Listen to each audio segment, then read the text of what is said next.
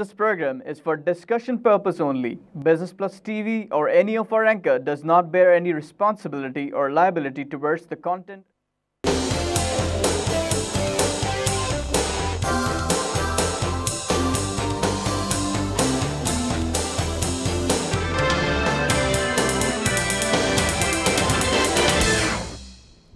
नाजरीन, welcome to the market show. मैं हूं अली नासिर। आज इस मौजू के ऊपर हम गुफ्तगू करेंगे। जनाबे वाला वो PSX के मुतालिक होगा। आपको पता है कि फाइनेंस मिनिस्टर जनाब इसहाक डार भी, रेगुलेटर भी और दीगर को भी उन्होंने यही कहा कि जनाब वो जल्दी चाहते हैं कि शेयर डाइवेस्टमेंट का प्रोसेस हो जाए, और हर एक के जहन में भी यही चीज़ है कि आजकल बेहतर यही होगा कि मार्केट जो अभी भी मैं कहूँगा बैनुल-अक़वामी मार्केटों के तनासुब से शायद उतने दबाव का शिकार नहीं है, इसका फ़ायदा उठाया जाए और आवाम में भी और बैनुल-अक़वामी सतह के ऊपर भी जिसको ढूंढ ढांड के लाना है और उसको थोड़े बहुत जो है वो शेयर वगैरह देने हैं, उनको अभी ये सिलसिला जल्दी से कर दिया जाए। और मेरे ख्याल डार साहब के जहन में भी यही चीज़ है, और इस मुतालिक भी हम बात करेंगे। स्टॉक एक्सचेंज के मुतालिक आपके बहुत सारे सवालात हैं, IPOs वगैरह, स्टॉक एक्सचेंज का मुस्तकबिल और दीगर चीज़ें, इनके मुतालिक बात करना बड़ा लाजमी और बड़ा ज़रूरी है। हम कोशिश करते रहते प्रोग्रामों में हाईलाइट करें। हमारे साथ जो मेहमान मौजूद हैं उनका तारुफ़ कराता चलूँ। जनाब रेहान अतीक साहब, CEO शजर कैपिटल। सर, वेलकम करूँगा आपको शो में।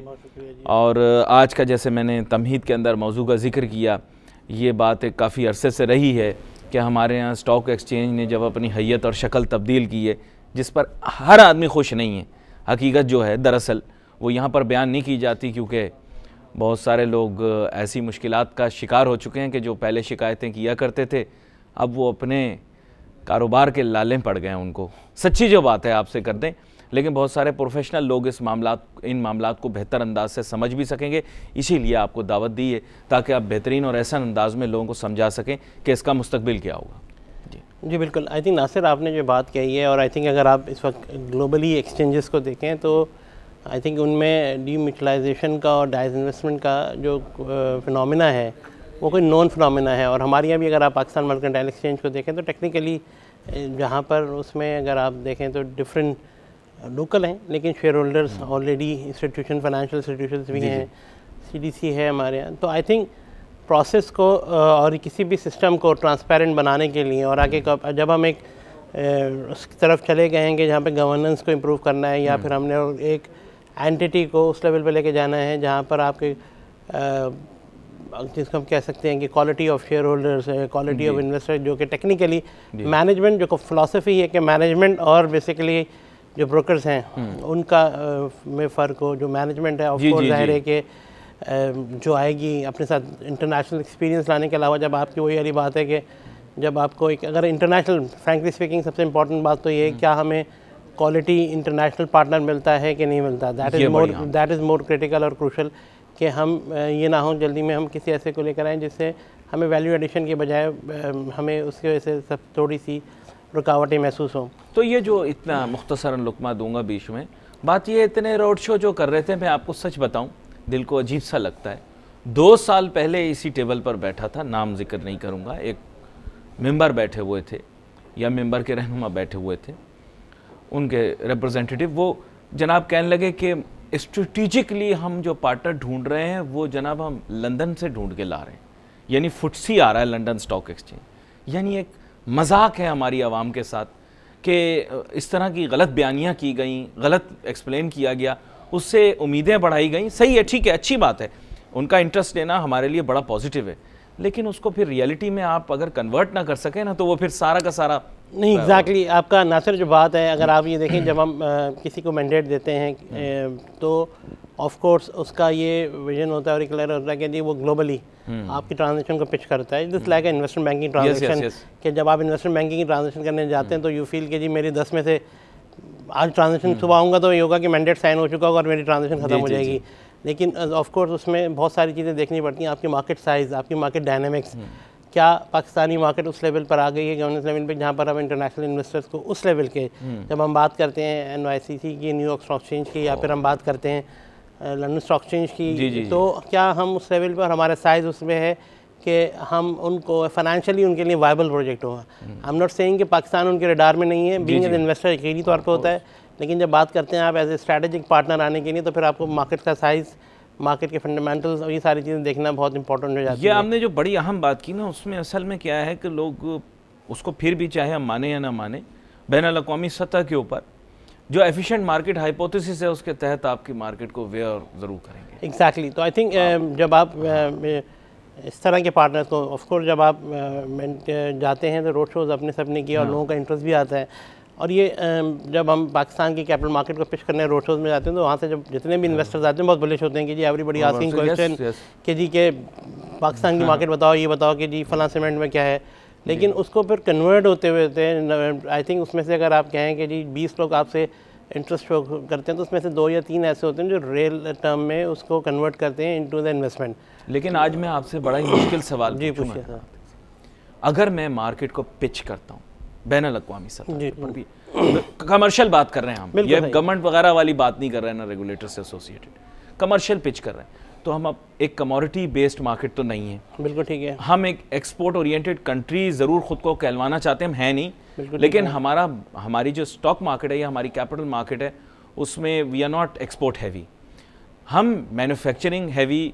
मुझे नहीं पता मैं कह सकूं नहीं कह सकूं, लेकिन 2 या 3 सेक्टर्स के अलावा मैं, ठीक है, क्या मैं फाइनेंशियल सेक्टर को अपने दुनिया में पिच करने जा, मतलब मैं अपनी मार्केट में किस पोर्शन को पिच करूंगा और क्यों? देखिए नासिर, आप जब ये बात कर रहे हैं तो पहले सबसे पहले ये देखना ज़रूरी होता है हम पाकिस्तान को as a strategic location wise किस कैटेगरी में लेके जा रहे हैं। हाँ बिल्कुल। ठीक है ना, अगर आज हम बात करते हैं, जो मेरा हमेशा से रहा है कि पाकिस्तान को जब हम एशिया की बात करते हैं तो एशियन मार्केट बहुत मैच्योर हो चुकी हैं। हाँ, लेकिन अगर हम अब बात करते हैं middle east and north Africa zone, जिसका मीनिया हम कहते हैं, मीनिया जोन जिसको हम कहते हैं, कि Pakistan is the ideal case for the mania, जहाँ पे थोड़ा सा हाई रिस्क इन्वेस्टर जो कि इन रिस्क पैरामीटर को समझता है। अगर आप हम लोग की सोच, हम लोग जब पिच करने जाते हैं तो हमारा मेरे ख्याल से थोड़ा सा फ़र्क आ जाता है कि हम लोग उन मार्केट की तरफ जाते हैं जो कि टेक्निकली अब बहुत मैच्योर हो चुकी हैं। मतलब अगर हम आज सिंगापुर, हांगकॉन्ग या फिर मलेशिया या इंडिया की बात करते हैं तो वो काफ़ी मैच्योर मार्केट्स हो चुकी हैं। तो उनके लिए हम शायद हमारा रिस्क एपेटाइट जहाँ पे वो ना हो जो कि मिडल ईस्ट मार्केट के इन्वेस्टर्स हैं उनके लिए होता है, या फिर आप कहें नॉर्थ अफ्रीका। अगर आप रीजन वाइज देखें, अगर आप बात करते हैं कतर स्टॉक एक्सचेंज और यूएई की stock exchange, we are far better than these two exchanges. अच्छा। जहाँ कंपनीज भी हैं जिनके पीछे इकोनॉमिक फंडामेंटल्स भी हैं, जिनके पास लॉन्ग टर्म सस्टेनेबिलिटी भी है, अगर हिस्ट्री है। अगर आज हम नॉट सेइंग कि जो नई कंपनियाँ नहीं आ रही हैं या नया हमारे यहाँ बिजनेस ग्रोथ उस लेवल पर नहीं आ रहा है, लेकिन अगर हम सेक्टर वाइज देखें तो हमारे पास 20 या 22 कंपनीज ऐसी ज़रूर होती हैं जिसको हम इंटरनेशनली कह सकते हैं। अगर आज आप बात करें यूएई की आज की तारीख में भी, आज की तारीख में भी मैं उसी तरह आ रहा हूँ। देखिए मैं अपने केस को मैं डिफेंड हिसाब से कर रहा हूँ। अगर आप यूएई की मार्केट को देखें, आपको ज़्यादातर क्या मिलेंगे, रियल एस्टेट या वैसे के दो एयरलाइंस मिल जाती हैं, दैट्स इट। और या फिर आपको मिल जाती है ऑयल फील्ड वगैरह, एमिरेट्स ऑयल, ये बाकी सारी companies. But it's shown phenomenal growth. या आई नो, अगर performance is concerned, exactly, because क्योंकि उनका पर जो रिस्क एपेटाइट है, जो अगर आप ये देखें, ये जो पूरा मिडल ईस्टर्न क्राइसिस हुआ उसके बाद सारा फोकस शिफ्ट होकर कतर और यूएई और सऊदी अरेबियन मार्केट्स में आ गया। तो वो जो इन्फ्लक्स है मनी का, वो टेक्निकली अगर आज आप अपने साथ स्ट्रैटेजिक पार्टनर को उस जोन में पिच करें कि जहाँ पे पाकिस्तान 10% डिविडेंड यील्ड या 8% dividend yield with 3% to 4% rupee devaluation risk, I think अगर आज हम लोग अपने आप को आप पहले शख्स हैं जिसने इस चीज़ को बड़ा क्लियरली मेंशन किया है कि रुपी डिवैल्यूएशन रिस्क को कैरी करना है। ऑफ कोर्स ये तो देखिए, लोग नहीं बोल रहे हैं ना ये, इसलिए कि देखें आपको बोलना पड़ेगा। देखें आपको ये देखना, अगर आज आप यूएई की मार्केट को देखें, आज लोग इंटरनेशनल इन्वेस्टर के लिए United UAE is very expensive, क्योंकि ग्लोबल अगर आप करेंसीज को देखें तो वो डिवैल्यू हुई हैं। अगर आप उनकी टूरिज्म डेस्टिनेशन के हिसाब से भी देखें तो वो बहुत महंगे हो गए हैं उनके मुकाबले में। अगर आप लास्ट 1-1.5 साल से ट्रेंड देखेंगे तो लोगों का टर्की और इस तरफ ज़्यादा हुआ है, क्योंकि वो डिवैल्यू हुए, उन्होंने 30 से 40% अपनी करेंसी को एडजस्ट किया अगेंस्ट द यूरोपियन यूनियन के अगेंस्ट उन्होंने अपने आप को रीएडजस्टमेंट की। तो आपका केस बनता है पेस पिच करना और फोकस के किस मार्केट को आप जाके टारगेट कर रहे हैं, दैट्स द केस। अगर आज हम जाके फ्रैंकली स्पीकिंग वही लंदन और न्यूयॉर्क और इन जगहों पे जाएंगे तो उनके लिए हम अभी छोटे हैं, हमारे रिस्क एपेटाइट में वो आएंगे नहीं। तो हमें अपने जैसे उस मार्केट को जो कि टेक्निकली अच्छा, आपको, तो आपने उसको केस को इस तरह से प्रेजेंट किया है कि हम अपने रीजन के अंदर इसको मार्केट करें। Exactly. और जिसमें आपने आइडेंटिफाई कर दिया है कि मिडिल ईस्ट और नॉर्थ अफ्रीका जहाँ पे पैसे हैं, ऐसे नहीं कि नहीं है, और उनके लिए एलोकेशन हुई हुई है। अगर आज आप उठा के देखें अफ्रीका के अंदर अगर आज आप कोई चीज़ इन्वेस्ट करने जाते हैं, अफ्रीका का रिस्क अवेलेबल है, तो हम तो बहुत बेहतर रिस्क हैं उसके मुकाबले में जो मैच्योर मार्केट्स हैं। हमको बेसिकली अपना केस प्रेजेंट करना है उस रीजन में जहाँ पे हमारा रिस्क एपेटाइट, जो रिस्क पैरामीटर, जहाँ पर क्रेडिट रिस्क के अलावा लॉन ऑर्डर्स हैं, ये सारी चीज़ें हैं, तो आई थिंक आज Pakistan much I think stable then the middle east. अच्छा, एक और आज आप आए हैं, थोड़ा मुश्किल सवाल पूछूंगा क्योंकि आप बड़ी गिरफ्त रखते हैं ना इस मामले पर। बात यह है कि यहाँ पर एक और चैलेंज है, Pakistan of today versus Pakistan of year back. थोड़ा सा डिफ़िकल्ट हमारे रिलेशंस हो गए, डिप्लोमेटिक रिलेशंस मिडल ईस्ट के साथ। मैं नहीं कहता कि टेंस हुए हैं, let's be very frank, tense नहीं होंगे, लेकिन वो जो एक पहले परसेप्शन थी ना कि we would be the number 1 foreign investment destination portfolio के हिसाब से भी, लेट्स बी वेरी फ्रैंक, एक ज़माने में FDI के अंदर देवर थिंकिंग कि वो टॉप हो जाएंगे। अब आपको पता होगा कि मिडल ईस्ट इसमें काफ़ी हद तक बाहर निकल गई है, लेकिन पोर्टफोलियो के अंदर भी बहुत सारे लोग सोच रहे थे कि शायद मिडल ईस्ट नंबर 1 हो जाए, लेकिन अब तो वो सिनारियो लॉन्ग लॉस्ट है। ठीक है, देखिए अगर आप उससे पर्सनल एक बात करेंगे as a layman, not as economist या बिजनेस में, I think first time Pakistan की जो फॉरेन पॉलिसी है वो लोगों की ख्वाहिशात को रिप्रेजेंट कर रही है। अच्छा, ठीक है ना, वी डोंट वांट कि जी हम 20 साल से जिस चीज़ में हैं, और आई थिंक काफ़ी जो भी हमने स्टांस लिए हैं, आई थिंक खाली पोर्टफोलियो इन्वेस्टमेंट चीज़ नहीं होती है sir. Over the period of 20-25 years हम जिस टर्मोइल से निकल के अब हमने एक विजन बनाया है कि जी हमने अब मैथ्स क्लियर करके और अब आगे जाना है इकोनॉमिक ग्रोथ की तरफ। आई थिंक जिसमें आपने अपने पार्टनर्स भी आइडेंटिफाई कर लिए कि जी हमें चाइना के साथ रहना है, हमें या फिर किसके साथ रहना है। तो आई थिंक आपका रशिया के साथ आप नया ट्रेडिंग पार्टनर आपका बनने जा रहे हैं डिफरेंट जगहों पे, तो आपको आई थिंक ये चैलेंजेस तो फेस होंगे। जो आपके पुराने दोस्त थे वो आज आपसे नाराज़ होंगे क्योंकि आप उनकी अगर ख्वाहिशात तो पूरा नहीं करेंगे, तो आई थिंक वो आपसे ज़रूर, लेकिन आई थिंक आपने एक बहुत क्लियर स्टांस लिया है। लॉन्ग रन में आई थिंक ये सारी जो चीज़ें हैं पाकिस्तान के लिए बहुत बेनिफिशियल होंगी। आई थिंक शॉर्ट टर्म में यकीनी तौर पर, क्योंकि आप अपनी इंटरनल स्टेबिलिटी की तरफ जा रहे हैं। मैं हमेशा ये बात कहता हूँ कि आपकी लोकल कंजम्पशन ड्रिवन इकोनॉमी है यार, आपके लोकल मार्केट में इतनी स्ट्रेंथ है कि अगर आप अपनी लोकल मैन्युफैक्चरर्स को या लोकल कंपनीज़ को स्ट्रेंथ करें। एनर्जी क्राइसिस है आज, वी होप के 1-1.5 साल में इस चीज़ के ऊपर हम थोड़ा सा काबू पा लें। तो आई थिंक हमें जो भी पॉलिसीज़ अपनी बनानी चाहिए that will be more focused के जी वैल्यू एडिशन की तरफ। अगर हम आज आपने बात की कि हम एक्सपोर्ट ओरिएंटेड करेंसी हैं, मेरा डे वन से ये रहा है कि आप धागा बेच के समझते हो आप एक्सपोर्ट ओरिएंटेड हो, तो आपका बेनिफिशियरी कौन है? आपके बेनिफिशियरी को आप खुद खड़ा करते जा रहे हो। आप अपने बांग्लादेश को आपने खड़ा कर दिया, आपने चाइना को खड़ा कर दिया, आपने बाकी इकोनॉमीज़ को खड़ा कर दिया कि लो एंड पे आपने सप्लाई देते रहे उनको यान और बाकी चीज़ों की। तो और आर दे नॉट थिंकर्स? ये लोग जो यहाँ बैठे हुए हैं क्या ये सोचते नहीं अपने कारोबार को तो मुनाफा हर शख्स पहुँचाना चाहता है ना? मेरा अभी हमेशा से ये पाकिस्तान में, और आई थिंक पाकिस्तान में अभी मार्केट में अब इन्वेस्टर को इतना मैच्योर हो जाना चाहिए, और आपके आई थिंक जो आपके थिंक टैंक्स हैं उनको भी, कि आप ग्लोबल इन्वेस्टमेंट अलाउ करें अपनी कंपनीज़ को, लेकिन फ्रॉम द बैलेंस शीट।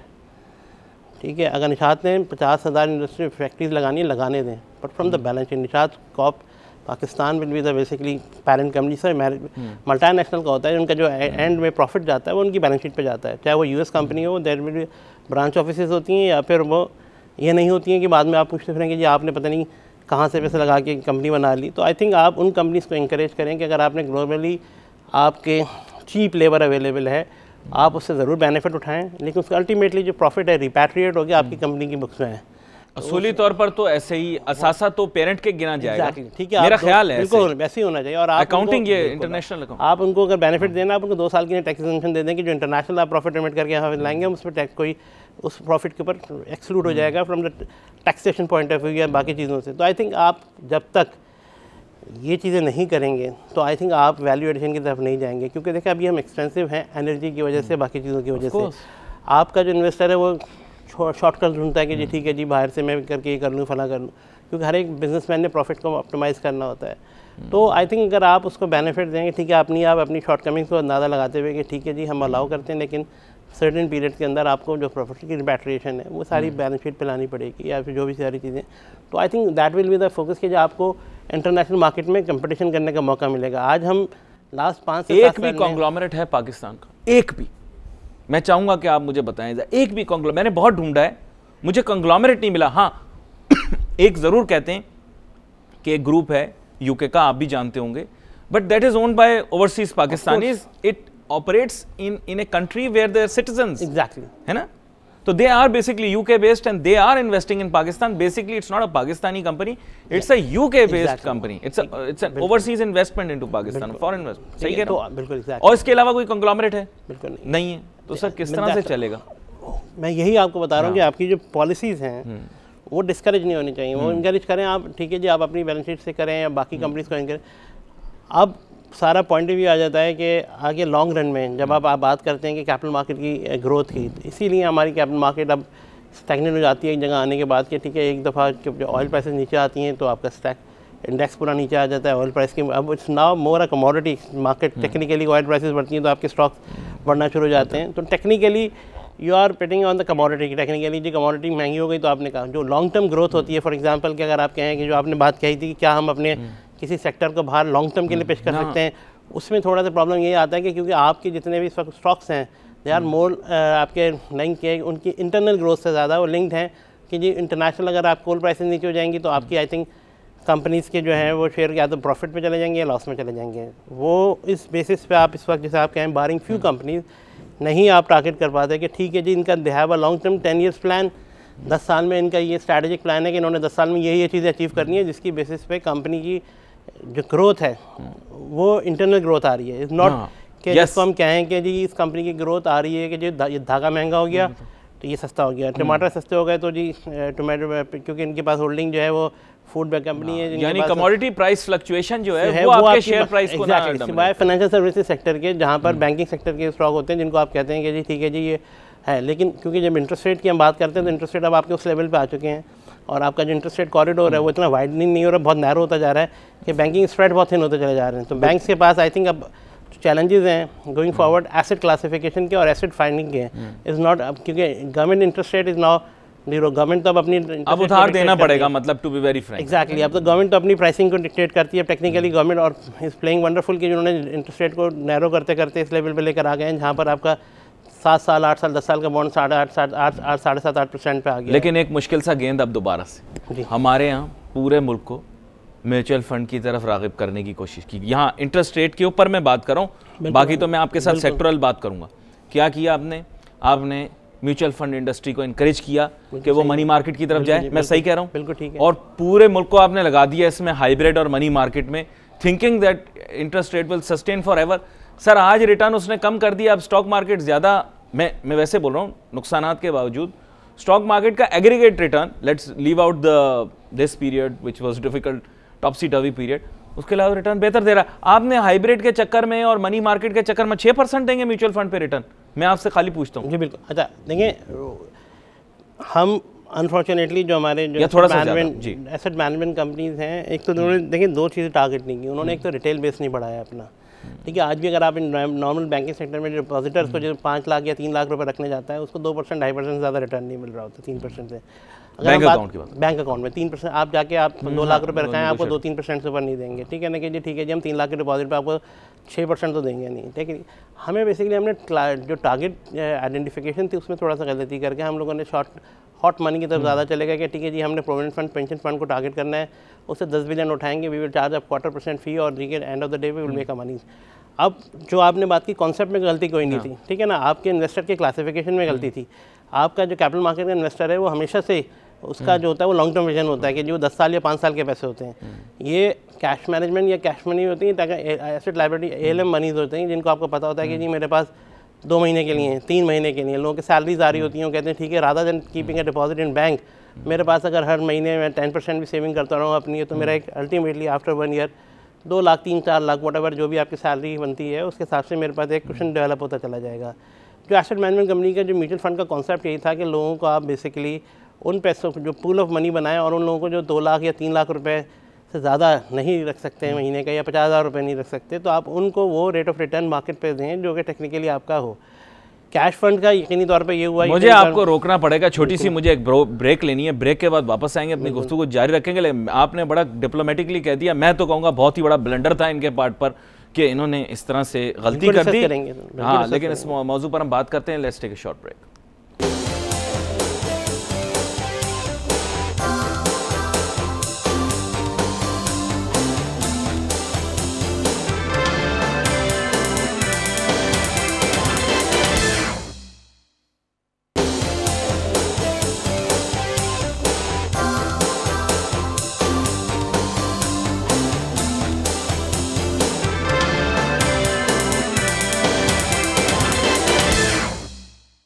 नाज़रीन welcome back after the break. हमारी गुफ्तगू जारी, हम बात कर रहे थे थोड़ा सा यही स्टॉक एक्सचेंज के मुतालिक और मनी मार्केट के मुतालिक। ब्रेक पर जाने से पहले रेहान अतीक साहब अब बात कर रहे थे, माजरत मैंने आपको इंटरप्ट कर लिया, आप अपनी बात को मुकम्मल कर लें, फिर मैं अगला सवाल आपके सामने। जी बिल्कुल। लेकिन आपने जो बात की है कि डिप्लोमेटिक देखिए आंसर नहीं है। मैं आपको थोड़ी सी क्लासिफिकेशन बता दूँ।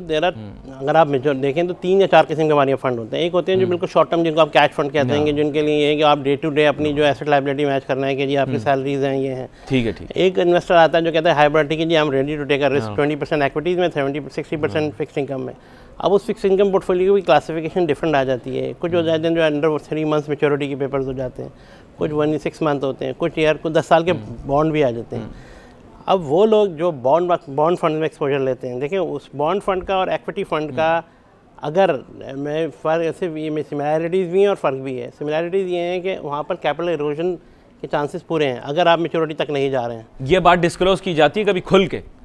आई एम नॉट सेइंग कि मैं देखें कुछ फंड्स हैं जिनको मैं जानता हूँ जो कि टेक्निकली जब उनकी सेल्स के लोग जाके पिच करते हैं, हमारे पास भी आते हैं, वो ज़रूर कहते हैं कि देखिए बॉन्ड फंड में ये आपको रिस्क ज़रूर है, लेकिन मेजॉरिटी जॉब बताते हैं क्योंकि देखिए जो सेल्स ऐप है अनफॉर्चुनेटली वो सिर्फ इस एंड में होता है कि डिसेंट डील क्लोज कर लूँ मैं अपनी, हाँ ये ठीक है ना। तो वो बेसिकली क्योंकि हमारी पे कसूरवार है कि हम खुद भी, चाहे हम कितने भी आज बातें कर लें, इवन क्रेडिट कार्ड भी बनाने जाते हैं तो हम उसका खाली लेटर को साइन करते हैं, हम उसकी पूरी टर्म्स एंड कंडीशन पढ़ते ही नहीं, आखिरी में खाली एग्रीड पढ़ा, साइन, आखिर में आपको 39% या 40% IRR लगा रहा होता है। आप बोलते हैं कि जी वो, फिर उसके बाद उसी बैंक से फ़ोन आता है कि जी आप 1.5% या 2% पर मंथ के हिसाब से आप इसको रोल ओवर करा लें पर्सनल लोन में। तो उस वक्त आपको एहसास होता है कि जी मैंने कौन सा पेपर साइन किया हुआ है जिसमें 40% अगर मैं साइन कर रहा हूँ तो एग्जैक्टली। तो हम हमारे यहाँ बेसिकली क्योंकि लोगों को इतनी आदत नहीं है कि वो पढ़ें।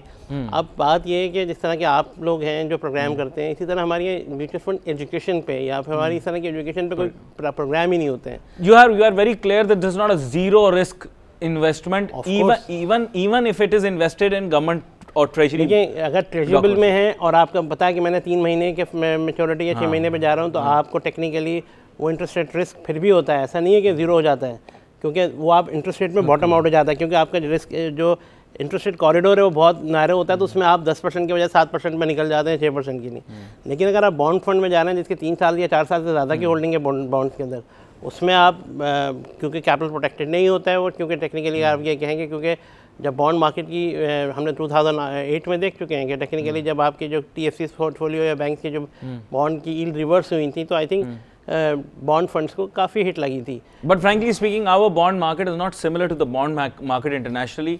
Not all of our bonds have a secondary market, if I am correct. देखिए अगर आप अब क्लासिफिकेशन कर लें कि गवर्नमेंट बॉन्ड्स की, गवर्नमेंट बॉन्ड की बहुत बड़ी सेकेंडरी मार्केट, ठीक है ना, वो बहुत बड़ी सेकेंडरी मार्केट मौजूद है, और आप उसका मेरे ख्याल से आज कैपिटल मार्केट से 4 गुना बड़ा साइज हमारी ट्रेजरी बॉन्ड मार्केट का हो चुका है। वो लोग जो बॉन्ड मार्केट डीलर्स हैं, आई थिंक उनका जो एपिटाइट है रिस्क वो बहुत बढ़ गई है। अगर हम बात करते हैं कॉर्पोरेट डेट्स की, कॉर्पोरेट डेट की हमारी सेकेंडरी मार्केट डेवलप नहीं हो रही, क्योंकि रीज़न ये है कि हमारी जो मार्केट मेकर का कॉन्सेप्ट था वो पूरी तरह डेवलप नहीं हो पाया है। आज अगर आप कहेंगे जी आप इस वक्त अगर ढूंढने जाएंगे AA रेटेड का कोई आपको 2 साल की लाइफ का मेच्योरिटी का कोई सकूक या TFC मिल जाए, तो आई डोंट थिंक सो कि आपको इतनी आसानी से मिल पाता है। अगर मिल भी पाता है तो उसकी प्राइस जो है आधा % की वाइड स्प्रेड पे मिल रही होती है, बिड एंड ऑफर की नहीं है।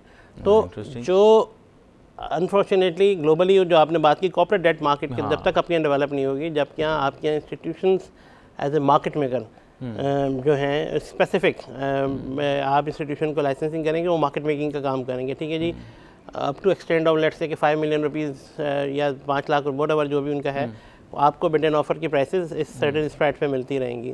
वो जब तक नहीं होगा, जब तक आपकी कॉर्पोरेट डेट मार्केट, क्योंकि रीज़न ये है क्योंकि देखें इस वक्त हमें उस सिनेरियो में जहाँ पर लोन बुक नहीं हो रहे हैं, बैंक्स कोई भी TFC होता है उठा के अपनी बुक में रख लेते हैं, क्योंकि वो टेक्निकली इन्वेस्टमेंट में होता है, लेकिन उसका साथ साथ उसका उस क्लाइंट बेस पे जो एक्सपोजर होता है, फॉर एग्जांपल एंग्रो का पेपर है, एंग्रो आज मार्केट में पैसा लेने आता है कैबोर प्लस 25 बेसिस पे। अब जब अपना वो 4 साल या 5 साल का पेपर लॉन्च करेगा तो वो 1.5 या 2% के स्प्रेड पे आता है कैबोर पे, तो वो कहते हैं ठीक है जी एंग्रो का जब लोन देने से बेहतर है एंग्रो का TFC लेके अपनी बुक पर रख लो। तो वो टेक्निकली जो एक था पर्पस कि इन्वेस्टमेंट या सेकेंडरी मार्केट डेवलप हो, वो शिफ्ट होकर लोन पोर्टफोलियो पर चला गया है। जो बैंक्स हैं या जो DFIs हैं वो उस पेपर को उठा के अपने क्रेडिट पोर्टफोलियो में रख लेते हैं कि जी ठीक है वी आर, हमने ये जो क्रेडिट लिमिट असाइन की हुई थी एंग्रो को, उसके अगेंस्ट हमने ये पेपर उठा के अपनी बुक पर रख लिया है। तो वो जो पर्पस था कॉर्पोरेट डेट मार्केट के डेवलप करने का, वो हमारे यहाँ हो ही नहीं पा रहा है, अनलेस के आप जब तक ये डॉक्यूमेंट जो बनाए उसमें मैंडेटरी हो जाए कि जी 10 से 15% जो है ये फ्री फ्लोट जैसे आप इक्विटी के अंदर होता है अवेलेबल होगा, और आपकी जो मार्केट मेकर है वो बेसिकली इसको होल्ड करेगा बिड एंड ऑफर को। एंड सर्टेन पॉइंट जैसे हमारे यहाँ बॉन्ड मार्केट में कि प्राइमरी डीलर का कॉन्सेप्ट है, प्राइमरी डीलर आता है उसके बाद मैंडेटरी है कि वो आपको बिड एंड ऑफर देगा 10 बेसिस या 15 बेसिस स्प्रेड पे, चाहे वो इन्वेंट्री उसके पास है या नहीं है, वो मार्केट से ख़रीद के दे। इसीलिए हमारी बॉन्ड मार्केट आज बहुत बढ़ गई है कि हमारे ये 13 या 14 जो स्टेट बैंक ने प्राइमरी डीलर्स बनाए थे वो बहुत एफिशिएंटली काम कर रहे हैं। उन्हें पता है कि जी उनका रोल है, उसको फिर सेंट्रल बैंक की मॉनिटरिंग भी होती है, अगर वो कोई अपने टारगेट पूरे नहीं करता तो उसको फिर वो, लेकिन प्ले सेकेंडरी है जिसके लिए आपने बताया कि डेवलप करने के लिए काफ़ी जो है वो मेहनत करनी पड़ेगी। सेकेंडरी मार्केट जब तक आपकी डेवलप नहीं होगी तो आई डोंट थिंक सो कि आप देखें कॉन्सेप्ट क्या है कॉर्पोरेट डेट का कि आप बैंक से बजाय आप डायरेक्ट इन्वेस्टर के पास चले जाएं, तो आपकी भी जो बेसिकली वो जो इंस्टीट्यूशन हैं जो कॉर्पोरेट है वो भी डायरेक्ट बैंक से लेता है, निकल जाता है। कुछ लोगों ने किया, कराची इलेक्ट्रिक ने किया था, एंग्रो ने रुपया सर्वे किया था, तो वो टोटल उन्होंने नॉन बैंकिंग सेक्टर से जनरेट किया। तो वो आई थिंक सक्सेसफुल मॉडल है। अगर आप उस पर काम करेंगे तो आई थिंक उसमें लोगों को भी बेनिफिट है और आपको भी चीप मनी मिलेगी रादर देन बैंक से क्रेडिट रिस्क के ऊपर। अच्छा, ये जो वैसे तो मैं ऐसे कहता हूँ वो गोरा जिसकी कोई शनाख्त नहीं, लेकिन अगर ऐसा कोई फॉरेनर इन्वेस्ट करता है मार्केट में, वैसे एक आपसे सवाल करना चाह रहा हूँ, तो let's say if he starts और she starts investing in each sector, they'd like to do a superficial analysis of that sector. अगर मेरे एनर्जी सेक्टर के बारे में बात की जाए, जो हमारी मार्केट एनर्जी हैवी है, तो मैं कहूँगा कि पोटेंशियल बहुत एग्जिस्ट करता है, लेकिन Pakistan is not energy efficient. बिल्कुल, अब मतलब पोटेंशियल बहुत एग्जिस्ट करता है, people are willing to invest. बिल्कुल। अच्छा, अगर इफ टेक्सटाइल में आता है तो वो मार्केट हैवी नहीं है, बिल्कुल, लेकिन वो ऐसा महसूस करता है कि maybe it is profitable, that's why people are doing business despite the fact कि अखबारों में इश्तिहार दे रहे हैं, हड़तालें कर रहे हैं, कारोबार कर रहे हैं ये, सो एवरीवन नोज कि इनका कोई ना कोई बिजनेस मॉडल जरूर होगा। बिल्कुल सही है, चाहे वो ऑन द बुक्स हो या ना हो। एक मैं बस से बात कर रहा हूँ, लेट्स से सीमेंट की तरफ वो आता है तो कहता है कि इंडिजिनस मार्केट की ग्रोथ उतनी तेज नहीं है, लेकिन मार्केट के अंदर पोटेंशियल एग्जिस्ट करता है। मैं करेक्ट? फर्टिलाइजर के लिए वो कहता है कि मार्केट डायनेमिक्स फेवर करते हैं फर्टिलाइजर को, चाहे इश्यूज जिस तरह के भी हों, लेकिन मार्केट डायनेमिक्स जो है उसको फेवर करेंगे, गवर्नमेंट पॉलिसीज भी उसको फेवर करती हैं किसी हद तक। तो आपके ख्याल से इस वक्त अगर कोई फॉरेनर आता है तो किस सेक्टर की तरफ अट्रैक्ट होगा और क्यों होगा?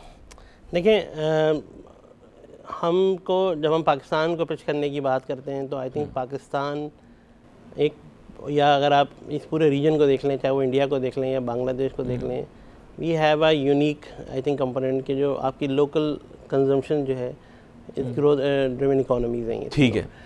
अच्छा, पाकिस्तान का केस अब थोड़ा सा यूनिक ये हो जाता है कि हमने एक 180 डिग्री शिफ्ट लिया है फ्रॉम, आई थिंक जो आपने बात की थी कि मिडल ईस्टर्न इन्वेस्टर्न को छोड़ के हमने अपने रीजनल प्लेयर्स के साथ अलायंस किए हुए हैं। फॉर एग्जांपल हम पाक चाइना कॉरिडोर की तरफ जी, या फिर हम कहते हैं रशिया के साथ स्टील मिल में आने की बात कर रहे हैं। ये हार्डकोर स्ट्रैटेजिक इन्वेस्टमेंट है। आज तक हमारे यहाँ जो हम मिडल ईस्ट की बात करते थे वो ज़्यादातर इन्वेस्टमेंट या तो कंपनी के एक्विजिशन में आती थी, या फिर आप ये कहें कि ऑयल रिफाइनरी लगा देंगे, ये सारी चीज़ें करते हैं। जो मेरा ये है कि आपकी इंफ्रास्ट्रक्चर ग्रोथ की जब हम बात करते हैं, कोई भी इकॉनमी जब तक नहीं आगे बढ़ सकती कि जब तक आपकी इंफ्रास्ट्रक्चर में कोई इन्वेस्टमेंट ना हो। जो सीमेंट सेक्टर है या स्टील है या वो चीज़ें, एक तो देखें पाकिस्तान 250 मिलियन लोगों का जो है वो तो सारी पिच हम देते हैं। अगले, अगर हमें इस बात पे पूरा ट्रस्ट है कि पाकिस्तान के डायनेमिक्स पाक चाइना कॉरिडोर के बाद बहुत शिफ्ट हो जाएंगे। आई थिंक हमारा जो हमारा वो है, आई थिंक उसमें कंस्ट्रक्शन और स्टील और ये 2-3 सेक्टर ऐसे हैं जिनको आप बिल्कुल ब्लाइंडली कह सकते हैं कि जिनमें ग्रोथ आनी है लोकल, क्योंकि अब हमारे इंटरेस्ट से ज़्यादा चाइना का इंटरेस्ट है सर। लेकिन आपने मेरे ये बात करके मेरे दिल के तार छेड़ दिए। मैं एक चीज़ आपसे पूछना चाहूँगा, मैंने जब प्रोग्राम शुरू किया उससे पहले भी 5 साल में टेलीविज़न के ऊपर आता जाता रहा, हर एनालिस्ट आके पीएसडीपी की बातें किया करता था, और तब सीपेक के बजाय आपको पता है तामीर पाकिस्तान का चर्चा होता था। मुझे आज बताएं वो कहाँ गया पीएसडीपी, जो हम कंस्ट्रक्शन और इसकी बातें किया करते थे। तो आज मैं सीपेक वाली बात पर ग्रोथ के रिलेटेड मैं क्यों मानूंगा? मैं आपकी बात बता रहा हूँ। देखिए, मैंने आपको यही बात जिस पर आपने थोड़ा सा किया था कि वो हमारी ही नहीं, मैंने आपको ये कहा था कि ये चाइना की भी ज़रूरत है। ठीक है। गवादर पोर्ट ये हमसे ज़्यादा अगर आप देखें उनकी ज़रूरत है कि अगर आप जिस तरह ग्लोबल पॉलिटिकल इन्वायरमेंट है कि साउथ चाइना सी के उनके पर वो हैं, या फिर उनका जो ग्लोबली अगर उन्हें मिडल ईस्ट मार्केट को हिट करना है, तो आई थिंक अब उनके लिए, और उनके यहाँ भी प्रॉब्लम है, ऐसा नहीं है उनके जो साउथ चाइना में या पर अगर ईस्टर्न देखें जो सिंकियांग वगैरह हैं वो उनके भी पॉवर्टी लेवल बहुत हाई है। उनको उस रीजन को डेवलप अगर करना है तो वो ये नहीं हो सकता कि वो रिवर्स कॉरिडोर से जाए और वो सामान बीजिंग से और शंघाई ले जाके उसको जो है वो दुनिया में आउटरीच करें। उनके लिए Pakistan I think is ideal कि वो एक उनके जो भी इकनॉमिक कॉरिडोर है उसके ज़रिए वो मिडल ईस्टर्न और यूरोपियन मार्केट को 20% टाइम में हिट करते हैं। तो एक दफ़ा जब ये चीज़ हो जाएगी तो हम ये कहेंगे हमारी इस वक्त हमारी ग्रोथ से ज़्यादा ये चाइना के साथ जो आपके टाइज बन रहे हैं और आई थिंक जो हम जिस हम डायरेक्शन में जा रहे हैं ये इस दफ़ा होगा। जो मेरा फर्म बिलीव है कि इस दफ़ा ये वाला नहीं रहेगा कि PSDP वाला कि जहाँ पे हमारी गवर्नमेंट चेंज जाती हैं या क्या वो पड़े रह जाते हैं। इस वक्त स्ट्रैटेजिक एक ये डिसीजन है और आई थिंक मैं जहाँ तक हूँ और आई थिंक अगर आप बलुस्तान के विजिट करें आपको चीज़ें नज़र आ रही होती हुई, ये वो नहीं है कि आई थिंक अगर आप नंबर्स उठा के देख लें जो एलोकेशंस के हैं स्पेशली आपके उन रीजन में जहाँ पे डेवलपमेंट हो रही है तो आई थिंक नंबर काफ़ी इंकरेजिंग है। ऐसा नहीं मैं ये कहता कि जी 2018 है तो 2018 में कंप्लीट हो जाएगा, हर्डल्स हैं लेकिन we are going to the right direction. तो आई थिंक उसके इस दफ़ा मुझे लगता यही है कि आपको 2 साल बाद इंशाअल्लाह ताला जब बैठे होंगे तो आप ये नहीं कहना होगा कि जी 2 साल बाद की जो पहले जो हमारी क्योंकि मैं 8वां महीना भी जा रहा है बिल्कुल and I don't see anything. I'll be very no on the commercial end. I know commercial को on the civilian government's end it has been 8 months. I don't know. देखें अगर आप 2008 या 7 का जो क्राइसिस आया था UAE की मार्केट में तो आई थिंक उन्होंने यही कि पूरी उनकी इकोनॉमी और उनके पूरा अगर आप कॉर्पोरेट सेक्टर देखें सारा यूरोप आ गया था, बहुत बुरा हाल हुआ था। उस वक्त उन्होंने यही से फोकस किया कि ठीक इंफ्रास्ट्रक्चर पर काम करना है ताकि हमारी government expenditure yes that is one approach exactly yes that is one जिससे आप अपनी इकोनॉमी को उठा सकते हैं। ठीक है, यही इस वक्त भी जो है वो चाहे वो चाइना हो या फिर हो इस वक्त आपकी जो भी इंफ्रास्ट्रक्चर बन रहा है आज आपने इन्वेस्टमेंट की बैंकों के पास इतनी सरप्लस है कि they are ready to invest $1.5 billion easily on this project. ठीक है ना, क्योंकि आपके पास लोन एपेटाइट बहुत है। तो इस वक्त आपके पास जो भी इंफ्रास्ट्रक्चर रिलेटेड प्रोजेक्ट्स होंगे आई थिंक उसमें डिमांड भी है और इस दफ़ा आई थिंक मेरे ख्याल से चीज़ें कंप्लीट हो जानी चाहिए। चलिए let's be wishful about this. यहाँ पर एक सेक्टर था जिसको मैंने जानबूझ के बीच में नहीं छुआ। बात यह है कि मार्केट बहुत ज़्यादा फाइनेंशियल सर्विसेज बैंकिंग हैवी है, इतना कह सकता हूँ मैं। अब बात यह है कि मुझे बिजनेस ऑफ बैंकिंग आप यहाँ पर दिखाएं, मतलब इन द रियल सेंस कि मेरी प्राइवेट सेक्टर क्रेडिट ग्रोथ कितनी है। सर ये मतलब बिल्कुल आ जाए, ये बड़ी अहम चीज़ है। बिल्कुल है, प्राइवेट सेक्टर क्रेडिट ग्रोथ में देखें मैं आपको जो लोग दूसरा बात कर रहे होते हैं कि जी बैंकों ने उठा के सारा PIB में इन्वेस्ट कर दिया, मैं हमेशा से कहता हूँ PIB में इन्वेस्ट कर दिया है, PIB की एक सेकेंडरी मार्केट भी मौजूद है जो रिपो करने के लिए। ठीक है, you can sell and you can buy. अगर आपके पास आज हम बैंक की बात करते हैं, बैंक के पास मुझे ये सर कोई आके बताया कि कोई अच्छा क्रेडिट प्रपोजल आया हो और बैंक ने वो डिक्लाइन किया हो। नहीं, you made one thing clear कि actually this money is not like tied up, exactly they can access that money. मतलब आपके पास आज भी 100 बिलियन की भी अगर आपके कोई लोन की एपेटाइट आएगी, bank on a single day notice can easily fulfil their appetite because क्योंकि बहुत एफिशिएंट आपकी रिपो मार्केट अवेलेबल है जिसमें आई थिंक ये बैंकों का राइट है कि अगर लेकिन वो आपने बहुत बड़ा सवालिया निशान उठा दिया ना। आपने कहा अगर कोई फीजिबल प्रोजेक्ट आए, इसका मतलब फीजिबल प्रोजेक्ट अगर लाया जाएगा तो फाइनेंस करेंगे ना। देखिए ना कहाँ से ग्रोथ ही नहीं आ रही आजकल बैंक में। आपको तो इधर अदर अराउंड आजकल बैंक्स के जो फ्रैंकली स्पीकिंग जो क्रेडिट के लोग होते हैं वो आके एडवाइज़र से पूछ रहे होते हैं कि सर आपके पास कोई अच्छे प्रपोजल हैं तो बताएं, या हमारे पास इन फला ग्रोथ के अंदर। मैं वही बात कह रहा हूँ कि जब तक आपकी एनर्जी का क्राइसिस सॉल्व नहीं होगा, आपके पास क्रेडिट एक्सपेंशन नहीं होगी, चाहे आप इंटरेस्ट रेट 2% क्यों ना कर दें।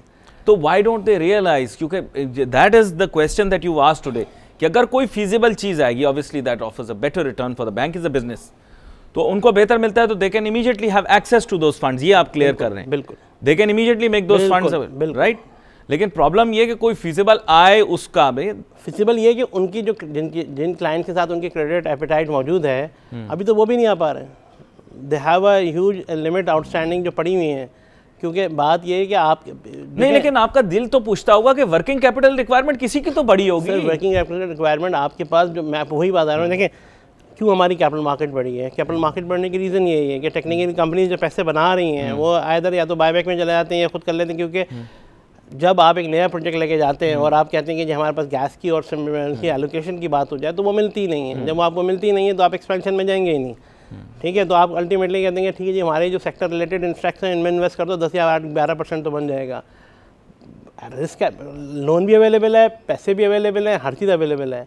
और विलिंगनेस भी है कि हमें पाकिस्तान में इन्वेस्ट करना है। इशू ये है, आप जब किसी प्रोजेक्ट को लॉन्च करने की बात करते हैं उसके लिए रिलेटेड जो इंफ्रास्ट्रक्चर चाहिए उसके अभी आपके पास वो नहीं है। अगर आज आप बोलते हैं कि हमें 10 मेगावाट का प्लांट चाहिए, या तो आप अपना लगाएं फर्नेस ऑयल बेस्ड, या फिर आपको अगर गवर्नमेंट के पर जाना है तो गवर्नमेंट के पास इस वक्त है ही नहीं अब अवेलेबिलिटी। तो यहाँ पर एक और सवाल पैदा होता है, मसला ये है कि ऐसे ओकेजन्स पर जहाँ पर इक्विटी मार्केट जो है, देखिए एक अलहदा बात है कि अभी जो हालात पेश है ठीक है, लेकिन हम तो 6 महीने पहले की बात कर लेते हैं ना।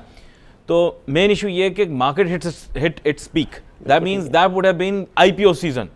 इस टाइम के ऊपर तो सारे कॉर्पोरेट्स को प्लान करना चाहिए। अगर आगे जाके मार्केट प्रेशर का शिकार भी होती है तो वो तो they must be seeking subscriptions from the market के भाई मैं किसी तरह मार्केट के अंदर सस्ती इक्विटी उठा लूं। अब मैं आपसे एक सवाल होता है कि आपके पास इस वक्त अगर हम एक साइज़ की बात करें, देखिए मैं हमेशा से इस चीज़ को थोड़ा इसका कहता हूँ कि आपके छोटे जो फंड हैं हमारी जैसी मार्केट में बड़े इनएफिशिएंट होते हैं, बाद में उसमें मैनिपुलेशंस वगैरह के चांसेस बहुत होते हैं।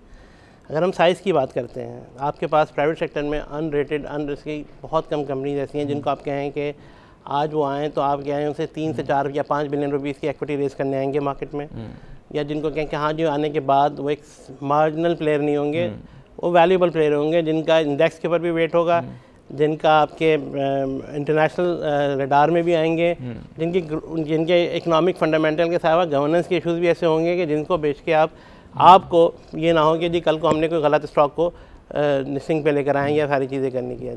दैट इज़ द मोटिवेशन कि हमारे पास जो मेजॉरिटी जो, क्योंकि लास्ट 10 साल में हम नहीं कह सकते कि हमारी मैन्युफैक्चरिंग सेक्टर में कोई ऐसा नई कंपनी आई है प्राइवेट सेक्टर में भी जिसको आप कहेंगे सिवाय स्टील के या कुछ सेगमेंट में जिनको आप कहेंगे हाँ जी वो टर्न अराउंड स्टोरीज रही हैं या जिनको आप कन्वर्ट कर सकते हैं इनटू द IPO।